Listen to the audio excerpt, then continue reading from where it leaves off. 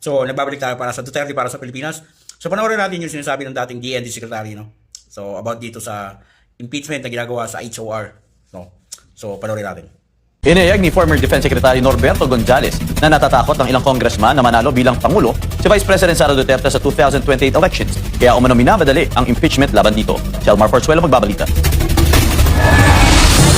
Umani ng iba't ibang reaksyon mula sa mga netizens ang impeachment na isinusulong ng Kongreso laban kay Vice President Sara Duterte. May ilang netizens na nagagalit at nagtatanong kung bakit inuuna ang pagpapatalsik sa ikalawang Pangulo, gayong nahaharap ang bansa sa iba't ibang issue. Mayroon ding natatawa at hindi naniniwala sa mga ginagawa ng House Committee on Justice. Ayon kay dating DND Chief Norberto Gonzales, kaya binabatikos ng ilang mamamayan ang mga congressman ay dahil nagdududa ang mga ito sa mga paratang laban sa Vice Presidente. Hindi ko babagitin ang pangalan ha. Pero yung mga nagdadala ng accusations, kaduda-duda eh. Duda ang mga pinanggagalingan ng impormasyon. Kaya halatang-halata naman natin na set up lang yan. Ayon pa kay Gonzales, malinaw umano na nais patalsikin ang Vice Presidente dahil sa takot na manalo ito sa susunod na halalan, lalo na't nagpahayag na si VP Sara na tatakbo siya sa 2028 elections. Sa totohanan talaga namang partisan politics yan, action na yan. Gusto lang nilang mawala si Vice President Sara kasi takot sila na sa pagdating ng eleksyon, talo sila lahat. Kaya hanggat maaari gusto nilang mawala sa eksena. Gate pa ng opisyal, halatang-halata na minamadali ang impeachment sa Kamara, lalo pat malapit ng election season sa 2027. So, totoo naman talaga. So, para sa akin, kung ako tatanungin mo, wala naman talagang duda na talagang pamumulitika lang yan. Kasi ang intention talaga kung bakit nila ginagawa yan dahil gusto nilang manatili after 2028. At itong mga congressman na to, kung ano yung ginagawa nila sa panahon ng administrasyon ni BBM, gusto nila after 2028, ganun pa rin yung mangyayari. Ganun pa rin yung gagawin nila. Kung nakakatanggap sila ng kung ano-ano, di ba? So, gusto nila ganun pa rin yun. So, panulit pa natin. Takal natin iba. Kaya nagmamadali din. Nagmamadali din palagay ko ang ilang elemento ng Kongreso. Kasi alam naman nilang sabit sila lahat dyan eh. No?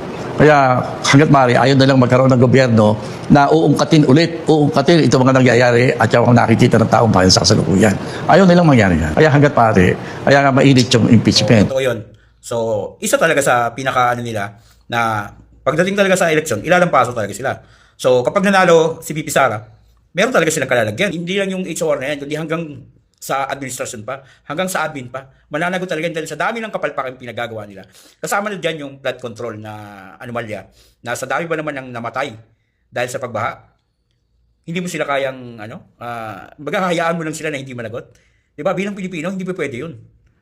Diba? Kasi kung paulit-ulit lang nating hayaan yung mga nangyari o yung gumagawa ng kabaluktutan sa bansa natin, walang magiging lesson o walang magiging walang daladalang lesson sa mga susunod na magiging gobyerno. So dapat, di ba, kapag nakaalis na sila o nawala sila sa pwesto, kailangan nilang panagutan yung mga pinagagawa nila. Ganun lang kasimple yun.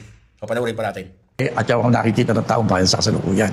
Ayaw nilang mangyari yan. Kaya hanggat maaari, kaya nga mainit yung impeachment. Narito naman ang mensahe ni Gonzales sa mga mambabatas. Halata na ang kanilang maniobra. Kaya siguro, kung talagang gusto nilang medyo lumambot ang puso ng mga kababayan natin tungkol sa mga kasalanan ginawa nila, magtrabaho sila ng tama. Alam mo, nasa krisis ang bayan eh. So, di ba? Totoo naman yun.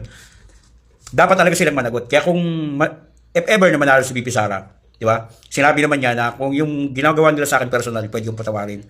Yun. Pero kapag yung mga pinagagawa nila tungkol na sa bansa, yun yung hindi niya mapapatawad. So, yun talaga ang kinakatakutan nila kung bakit hanggang nagmamadali silang i-impeach si VP Sara. Ganun lang kasimple yun. Di ba? Hindi lang naman ang mga HOR, hanggang sa pinakamataas yan. Di ba? Dahil ang isa sa talagang sa pangunahing may kagagawan yan, kundi yung admin talaga. Walang iba yan. Hindi yan kikilos yung mga HOR na yan nang walang bas-bas ng kumbaga kung walang utos. Kasi takot nga sila na manalo si VP Sara. Kasi nga, meron talaga silang kalalagyan. Matik yun.